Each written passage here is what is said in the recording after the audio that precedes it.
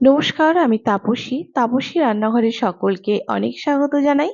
চলে এসেছি আবার একটি সম্পূর্ণ নতুন রেসিপি নিয়ে। আর আজকের রেসিপি রাঙা আলুর মালপোয়া বা মিষ্টি আলুর মালপোয়া। তো দেখুন, এখানে আমি মিষ্টি আলুগুলোকে সেদ্ধ করে নিয়েছি। এই আলুগুলোকে এমন করে সেদ্ধ করতে হবে যেন মানে গলেও না যায়, আর যেন খুব সুন্দরভাবে সেদ্ধ হয়ে যায়। খোসাগুলো ছাড়িয়ে নিয়েছি। এবার একটা গ্রেটারে করে আলুগুলোকে গ্রেট করে নেব। আপনারা জানেন হাত দিয়েও কিন্তু আলুগুলোকে মাখিয়ে নেওয়া যায়, কিন্তু তবুও যদি একটু সূক্ষ্ম সূক্ষ্ম দানা দানা থেকে যায় সেগুলো কিন্তু ভালো লাগে না। আর গ্রেটারে করে গ্রেট করে নিলে আলুটা কিন্তু একদম মসৃণ হয়ে যায়। তাই সব আলুগুলো আমি গ্রেটারে করে ভালো করে গ্রেট করে নেব। দেখুন, এখানে ভালো করে গ্রেট করে নিচ্ছি। আমি একটা দেখিয়েও দিচ্ছি গ্রেটটা কতটা মসৃণ হচ্ছে, দেখুন। এবার পুরো গ্রেট করা হয়ে গেছে। এবার আমি এর মধ্যে মিষ্টি আলুর মধ্যে দিয়ে দিলাম হাফ কাপ মতো ময়দা, 1 চামচ দিয়েছি এখানে আমি মৌরি, স্বাদ মতো দিয়েছি নুন, আর এখানে 1 কাপ দুধ নিয়েছি, এটা কিন্তু আমি এবার দিয়ে দেবো এখানে। এখানে আরো একটু বেশি দুধ লাগবে। আর বলি যে এখানে গ্রেট করে নিয়েছিলাম আলুটা, সেটা মোটামুটি আমার ওই 1.5 কাপের থেকে কম, আর 1 কাপের থেকে অনেক বেশি হয়েছিল। যার জন্য এখানে আমি হাফ কাপ মতো মানে ময়দা ব্যবহার করেছি। এবার পুরো 1 কাপ দুধটাই দিয়ে দিয়েছি। এবার একটা হ্যান্ড ব্লেন্ডার দিয়ে ভালো করে মিশ্রণটাকে মাখিয়ে নিচ্ছি। এখানে প্রচুর গাঢ়।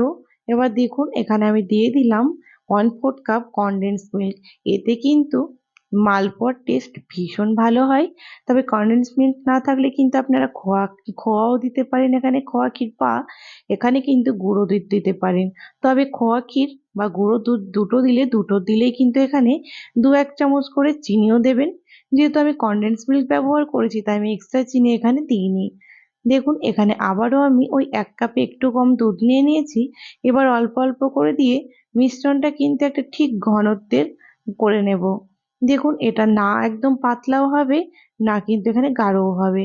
হাফ কাপ দুধ রয়ে গেছে। আর দেখুন, এখানে আমার মিশ্রণটা ঠিক এরকম ভাবেও রেডি হয়ে গেছে।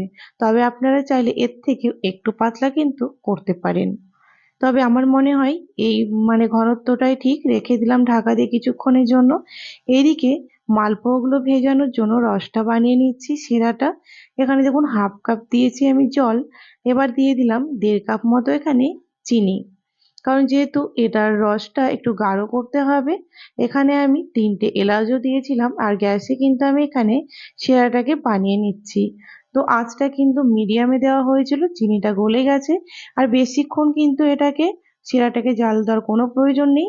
চিনিটা গলে গেলেই 1-2 মিনিটের মধ্যেই চিটচিটে, দেখুন আমি ওটা কিন্তু আগেই নামিয়ে রেখে দিয়েছি। তো এখানে দেখুন, আমি ওইদিকে অলরেডি তেলও বসিয়ে দিয়েছি, আর আমার এটা রেডিও হয়ে গেছে। চলুন এবার ভেজে নেব। তেলটা কিন্তু ভাজার সময় একটু বেশি দেবেন। এবার দেখুন, হাতা দিয়ে ঠিক আপনি যেই সাইজগুলো করতে চাইবেন সেই মতো মিশ্রণ কিন্তু এখানে দিয়ে দেবেন। দেখুন, আমি যেহেতু ঠিক এই যেই সাইজটার করছি, তার জন্য তো আপনারা কি চাইলে কিন্তু এর থেকে খুব একটা বড় সাইজ মালপোয়া কিন্তু ভালো লাগে না। এই মালপোয়াগুলো এই সাইজটাই ঠিক আছে, তবে চাইলে এর থেকে একটুখানি ছোটও করতে পারেন। একদম আঁচটা মিডিয়ামে দেওয়া আছে। আর খুন্তি দিয়ে উপর থেকে অল্প একটু একটু করে তেলটাও দিয়ে দিচ্ছি। দেখুন, একদম ওপাশটা হয়ে গেছে, অল্প একটু ছেড়ে গেছে। এবার এপাশ করে দিলাম। এবার এপাশ ওপাশ করে ওই হালকা দেখুন একদম কালার ধরা পর্যন্ত ভেজে নিয়েছি। ঠিক এই একই রকম ভাবে সব মালপোয়াগুলোই কিন্তু ভেজে নিতে হবে। এত ভালো লাগে এই রাঙা আলু বা মিষ্টি আলুর মালপোয়া খেতে। মিষ্টি আলুর এমনি একটা সুস্বাদু রয়েছে, আপনি যে খাবারই করেন না কেন সেটা খেতে কিন্তু বেশ ভালো লাগে। দেখুন, যে শিরাটা আমার রেডি করে রেখেছিলাম সেটাও আমি কিন্তু এবার তার মধ্যে দিয়ে দিলাম মালপোয়াগুলো।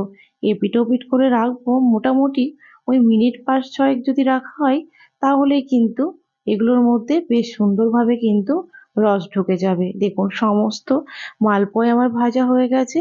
এবার এতক্ষণ রসের মধ্যে ছিল, এবার একটা একটা করে আমি একটা বাটির মধ্যে উঠিয়ে নেব। তো যারা এখনো আমার চ্যানেলটিকে সাবস্ক্রাইব করেননি, তাদের অনুরোধ জানাচ্ছি, যারা ইউটিউব থেকে দেখছেন প্লিজ আমার চ্যানেলটিকে সাবস্ক্রাইব করে আমার পাশে থাকবেন। আর পাশে থাকা বেল আইকনটি প্রেস করবেন যেন আমি নতুন ভিডিও আপলোড করার সাথে সাথে নোটিফিকেশন প্রথম আপনাদের কাছেই পৌঁছে যায়। আর যারা ফেসবুক পেজ থেকে দেখছেন তারা প্লিজ আমার পেজটিকে ফলো করে দেবেন। দেখুন কতটা সুন্দর লাগছে দেখতে, আর বিশ্বাস করুন যতটা সুন্দর মালপোয়াগুলো দেখতে হয়েছিল তার থেকে কয়েক গুণ কিন্তু খেতে সুন্দর হয়েছিল। অসম্ভব ভালো লাগে। যে কোনো অনুষ্ঠানেই কিন্তু বাড়িতে এইরকমভাবে মালপোয়া বানিয়ে নিতে পারবেন, বা এমনি এরকমভাবে মালপোয়া বানিয়ে কিন্তু বাড়ির সকলেই খেতে পারবেন। বেশ ভালো লাগে। তো আজকের রেসিপি আমার এই পর্যন্তই ছিল। দেখা হবে আবার একটি নতুন এপিসোডে। নতুন রেসিপি নিয়ে হাজির হয়ে যাব। আর আমার আজকের রেসিপি যদি আপনাদের ভালো লেগে থাকে তাহলে কিন্তু একটু লাইক শেয়ার করতে ভুলবেন না। কমেন্টে কিন্তু আমাকে অবশ্যই জানাবেন এই রাঙা আলু বা মিষ্টি আলুর মালপোয়া আপনাদের কেমন লেগেছে। ভালো লাগলে আপনারাও বাড়িতে এরকমভাবে বানিয়ে নেবেন। তো আপনারা সকলেই ভালো থাকবেন, সুস্থ থাকবেন। ধন্যবাদ।